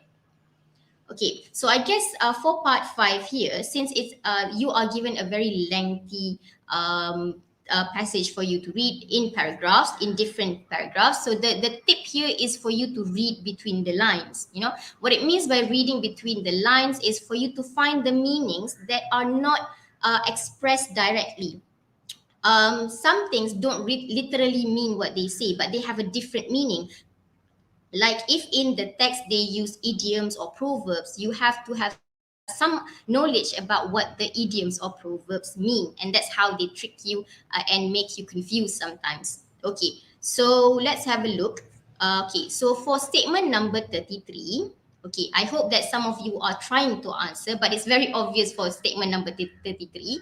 It says here, I dare to take chances. I'm willing to work hard to make my dream of becoming rich a reality. So whenever that you think about being rich, I guess the occupation that you might select would be the entrepreneur. But don't be surprised if I tell you that some of my own students, they did not select entrepreneur. There could be a few reasons for that. Part of the reason would be that they didn't understand what entrepreneur means. So you need to have a good grasp of the vocabulary in order for you to select the most accurate answer.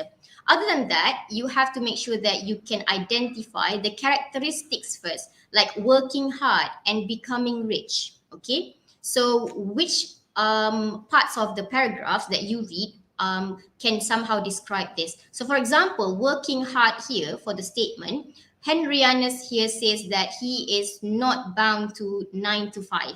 And that does not literally mean what it says, you know, so it's a phrase to show that when you are not bound to 9 to 5, it means that you're not just going to be satisfied with just working during the office hours. You're willing to do more. You're willing to work around the clock so that you can become rich. So that is the characteristic that you need to find evidence of. You know, an entrepreneur or a businessman. Okay. The second thing is that in the passage, in the paragraph for entrepreneur, it also says that I am willing to bite the bullet. Okay. So some students would have some difficulties in understanding that. Okay. It says here, I am willing to bite the bullet. What does that mean? So I guess as you do your revision for reading paper, if you come across any idioms or proverbs that you see when you read, try to look it up so that if you see it again, you will already know what it means. Okay, so right now I'm just doing a discussion with you. I am willing to bite the bullet. You know, if Wikipedia serves me right, when I looked it up, it means a phrase to show that you're willing to endure pain and hardship. It actually comes from Rudyard Kipling's writing, in which it is said that soldiers in those days, they had to literally bite a bullet in order for them to endure surgical procedures without anesthetic. Okay, so they have to literally bite the bullet and endure that pain. So when it is turned into this phrase, it means that you're willing to work hard to achieve whatever that you want. So that is the characteristic of an entrepreneur, and which is why we select C for statement 33. Okay, another thing is for you to find evidence that show the teenager wants to become rich. Okay, so we see words like rewarding, aspiring, which means that you really want to try and become successful. We also see phrases like achieve financial success and freedom here from the text, achieve financial success and freedom in future. So that means that the teenager does not want to live in debt, for example, and wants to have a lot of money. Okay, so that shows that he wants to become a businessman or an entrepreneur. Okay, there is also an old adage which says that or describes, you know, this luxurious lifestyle of an entrepreneur. It says here that the teenager is willing to do something hard, you know, in his life so that he can live like how other people can't afford to live. Okay, so this old adage here goes on to show that he wants to become rich and live a luxurious lifestyle. Okay, which is why we select C as the answer for statement number 33. However, this is an analysis from a Google form. Actually, the questions that I've shown you, it comes from our final year examination. We put it on Google form, and then on Google form, we could actually see the responses for students. So, okay, if you look at the responses here, we can definitely see that we could have an analysis of how students have answered. Okay, so for example, just now I've got a frequently missed question here for statement number 34 that you will see later, and statement number 35. And then we could see an analysis for statement number 33, for example, that I've shown you just now.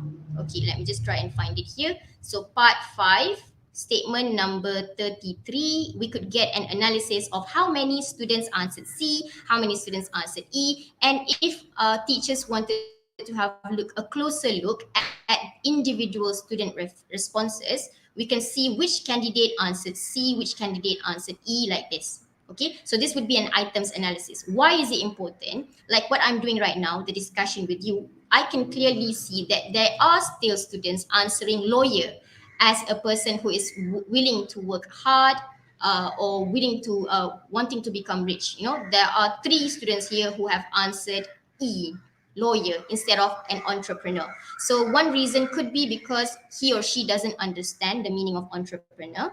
It means businessman, and maybe they see words like millions of dollars in the paragraph for lawyer.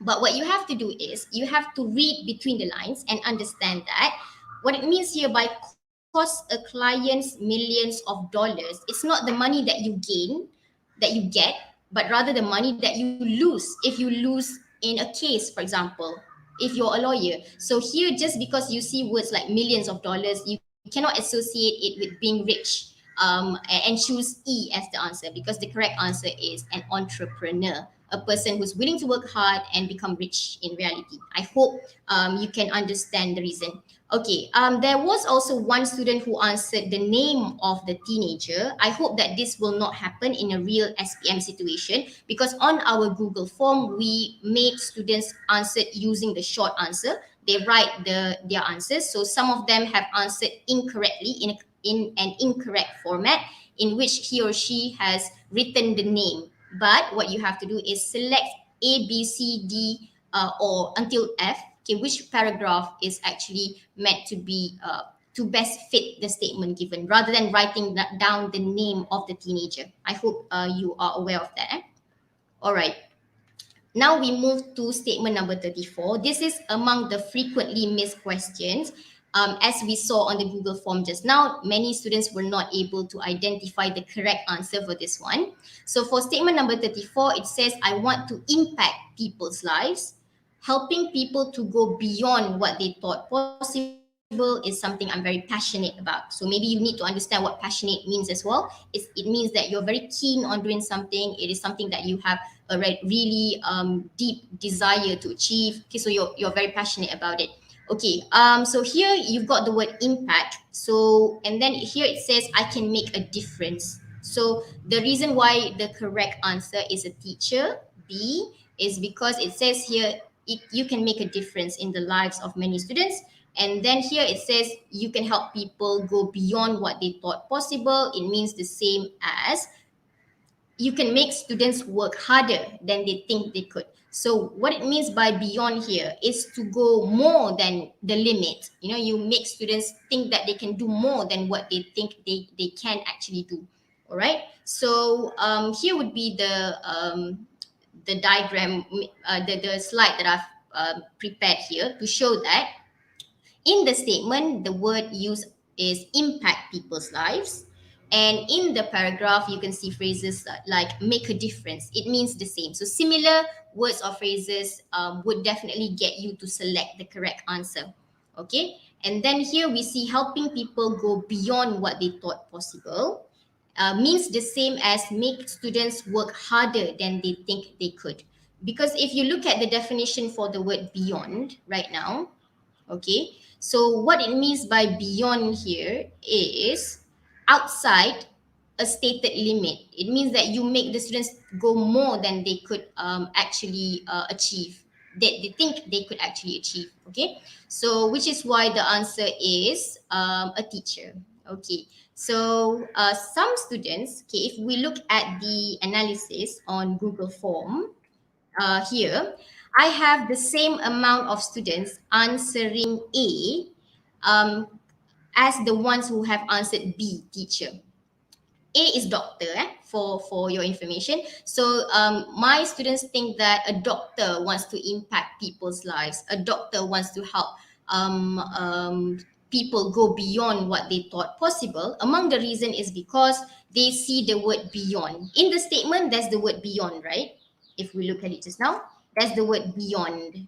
And then in paragraph A, for the doctor, there is the word beyond. That is why just now I mentioned that our students need to be very careful. Just because you see one word which has the same word in the statement given, you don't select that without thinking carefully about it. Okay, because here what it means by beyond here, the doctor feels that saving lives and restoring patients' health is more important than the feeling of other achievement. Okay, so the doctor does not really intend to make somebody do more than they think they could, but here it means that he or she wants to feels that saving people's life is more important. Okay, so it has a slightly different meaning than the word beyond that we see in the statement. So again, just a reminder, don't just select that answer because you see the same word. Okay, I hope that answers the question given to me earlier just now. All right, so moving on to statement number 35. Statement number 35 has the word tara. Okay, tara and perfectionist. And there isn't a lot of clue or a lot of uh, the same amount of words like thorough and perfectionist. They don't really provide you much clue in any of the paragraphs, except for a little bit here in which it says this profession has zero tolerance for mistakes. You can't afford to make mistakes when you are a lawyer.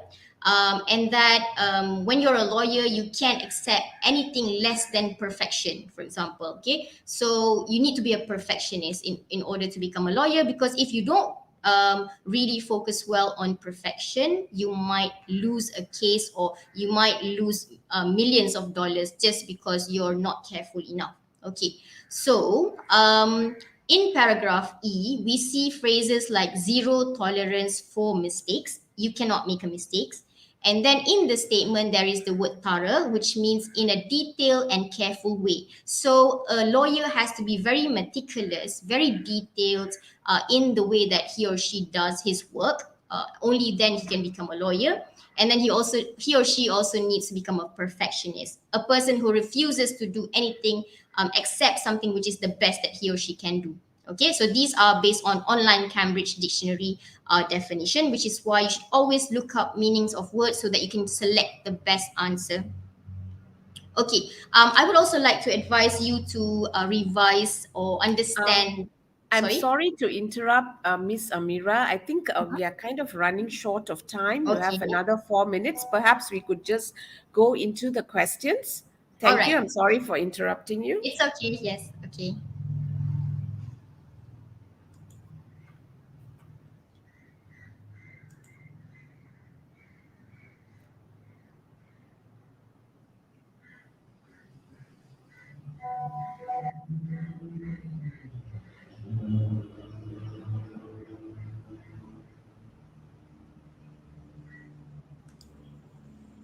Okay, so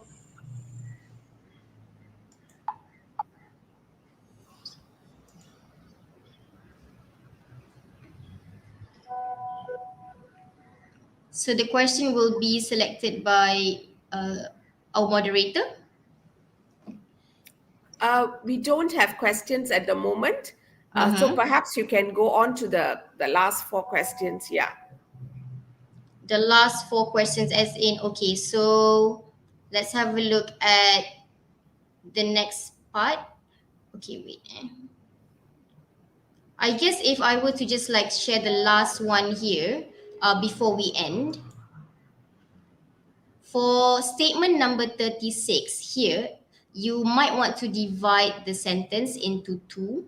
Challenging, so the characteristics of this occupation would be challenging problems and difficult to change your mind. So if you divide it into two characteristics, it's meant to be for an engineer. Enjoy figuring out solutions to challenging problems, because you see problem solving skills here in the paragraph for the engineer, and solve complex problems. Like Dr. Teh has mentioned just now, you might need to have some information about phrasal verb. Figure out means the same as solve. Okay, so break the statements down into two, and then you can see that there are two characteristics of an engineer. The second one is decisive. Okay, make firm and informed decisions. So it means that it is difficult to change this person's mind. So here would be the analysis from the Google form. Most of the students answered correctly, but there is also a student who answered E here, because probably he or she thinks that a lawyer solves challenging problems. So the tip here is, do not rely on your background knowledge about a particular occupation, but rather look at the clues that you can see in the text.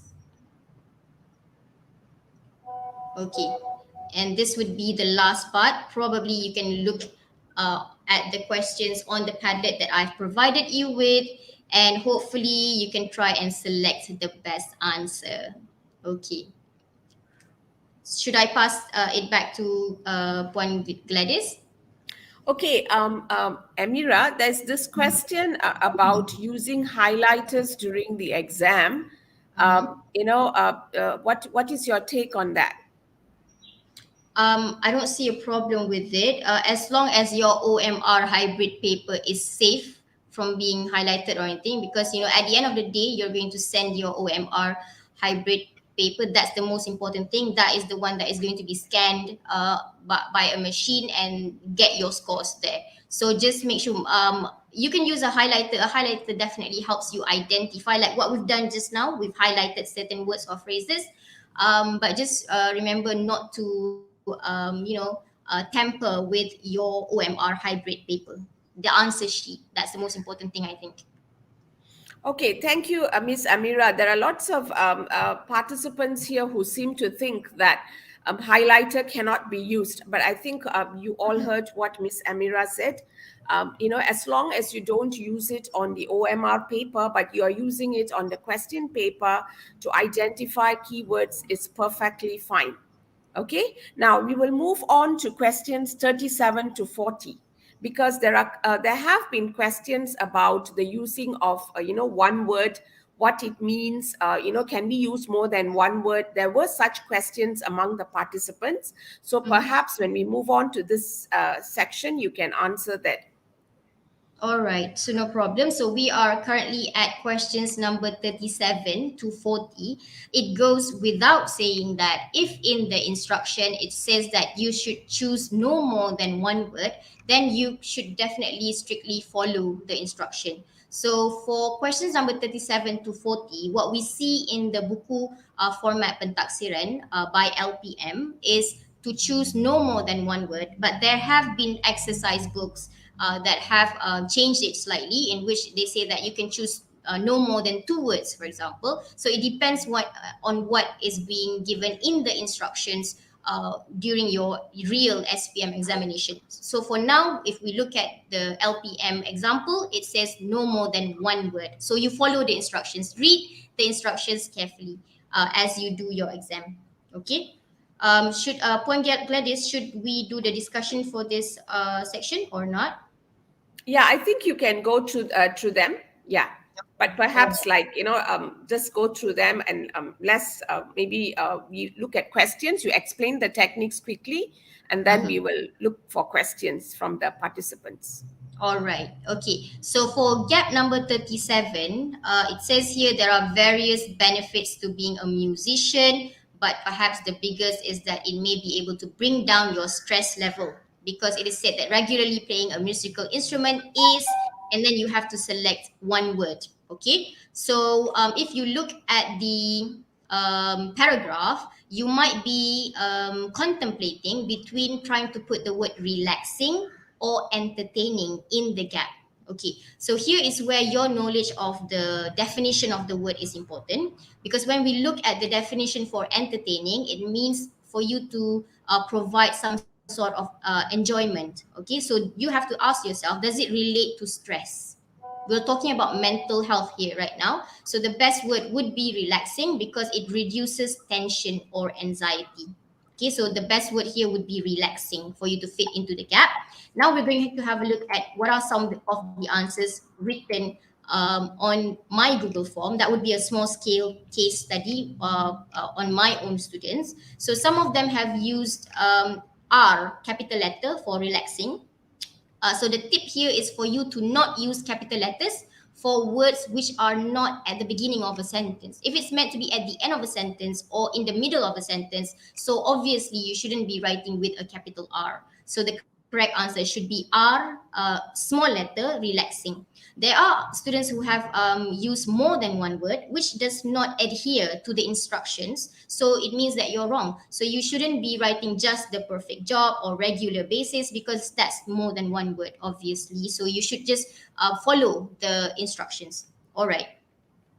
For gap number 38, in order to what? In your career as an electrical engineer, you need to the proper knowledge and skills. Okay, so here you might see words like excel. You might also see words like good. Some students have answered good.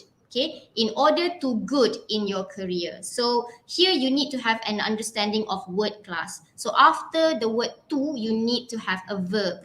Instead of good is an adjective. So you don't put an adjective after. Even if you want to use good, you have to say in order to be good in your career. Okay, so good is not the answer because it does not have the correct word class. Okay, and here I've got students answering success. Again, success is a noun. You can't have success here unless you have achieved success in your career. To achieve success in your career. So that would be wrong as well. And then you have to think of whether success is in the text. If it's not, then it's not meant to be written in your answer sheet, because it says that you have to select information from the text. Only then you can select it. Okay, so only choose information from the text. That would be the tip for gap number 38, and probably it could also be used in other gaps as well. All right, so for gap number 39, teaching can be a very rewarding career as it allows you to affect the future of a student. However, the amount of, okay, and then you have a gap there. So some students would be tempted to answer excessive paperwork, okay? But, and then just try to relate. If it says here causes a lot of stress, you can relate it with, it is difficult for teachers to have a work-life balance. So some of the answers that I've received on the Google form would be, again, we see paperwork with a capital letter. So the tip is for you to not use a capital letter if it's in the middle of a sentence. And then if it says use no more than one word, you can't write excessive paperwork. So the tip is do not write more than one word. And again, do not use other words which you do not see in the paragraph, like failure. Failure does not occur in the paragraph. So only choose information from the text. Okay. And last but not least here, a doctor's job is often portrayed as glamorous and financially rewarding. And then you have to select this one in the gap here. A doctor's life can be what? Because of the demanding conditions at work. So students would be selecting words like grueling hours of work. But then here, the tip is, if you do not see the words in the text, do not select it as an answer. Do not try to coin out your own words. We have to select information from the text. And then if you are tempted to use the American spelling, like grueling here with a 1L is the American spelling, double L, which you see in the text, is the British spelling. So please make sure that you follow what is in the text. Okay, because the text will usually have a British spelling. Okay, and then of course, again, you have to know your word class. If you want to put words like harder or risk here, you need to understand that it does not fit in the gap because of the wrong word class. Okay, So I hope that you have been able to understand some of the tips given and that you will apply it in your SPM examination. Okay, so I'll pass it back to Puan Gladys. Okay, thank you so much, Miss Emira.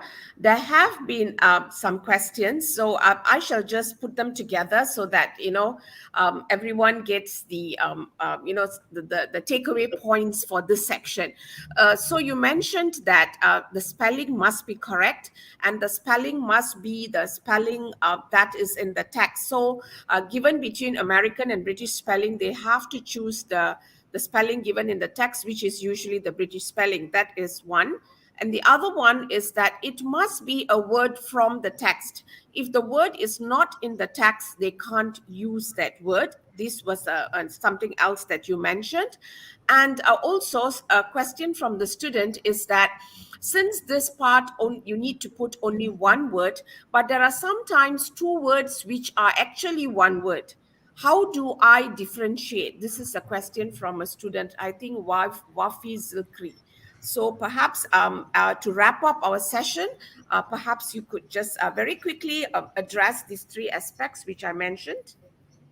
Let's have a look at the one which says that the word is two words, but then it's actually one word.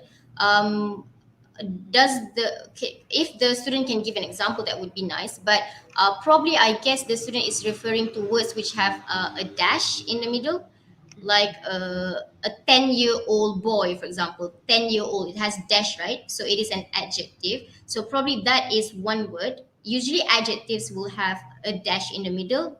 It connects two words, but it's actually one word because it is an adjective. So I believe that that should be fine.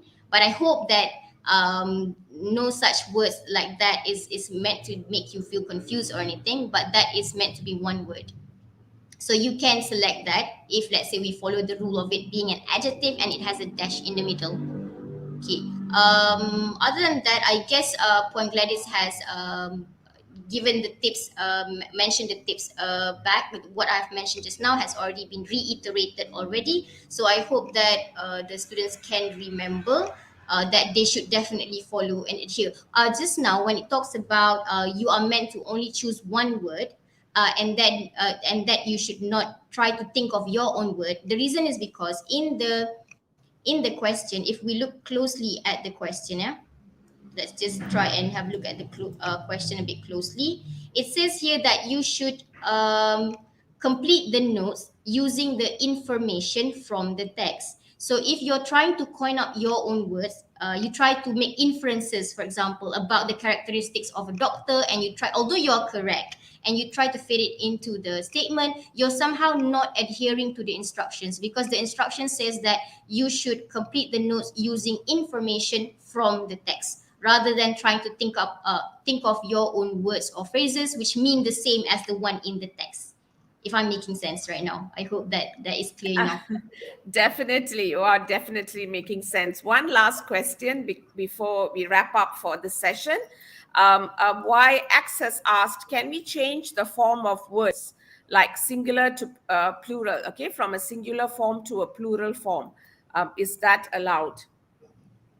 Mm, as far as I'm concerned, since it says here you should be using information from the text, it's safer for you to follow in, if in the text the word is a plural noun. So probably you should just follow what is in the text and use the same one, because that would be the safest thing for you to do, so that you can secure your marks. Otherwise, we are afraid that you might lose your marks just because of changing the word and making it a past tense, for example, or changing it into a singular instead of the plural. So you're not playing it safe. So basically, use what is there. That's all. Yeah, use To put information it very from the simply, just use yeah. what is there. Mhm. Okay. Okay. Thank you so much, Emira, for this very engaging session. And you also showed, analysis of your students, what they have done. So yeah, the students actually get to see, and even teachers out there get to see the variety of answers that could come out, which the students could come up with, and why it is not correct, and so on. So that was actually very refreshing. So thank you so much for such a session, as well as you gave sites where the students can refer to as well to do their revision. I think the students and the participants here, even teachers who are here, would have found that very helpful for, and will probably use it even for revision for their students who are there currently teaching as well. These are tips, which they can carry a long way. Okay, so thank you so much. So to the participants out there, thank you for your session, for engaging with the teachers here, for asking the questions. And tomorrow at 4 p.m., we have the last paper, that is the writing paper. So do subscribe to EZ Learning, and you can check out the details for tomorrow's session as well. So till we meet again, all the best to all of you for your SPM exam. And till we meet again. Bye. Thank you, Dr. Tay and Miss Amira. Thank Thank you, you. Rahman and Gladys, and thanks, Emira. Thank Bye, you, everybody. Good luck, yeah?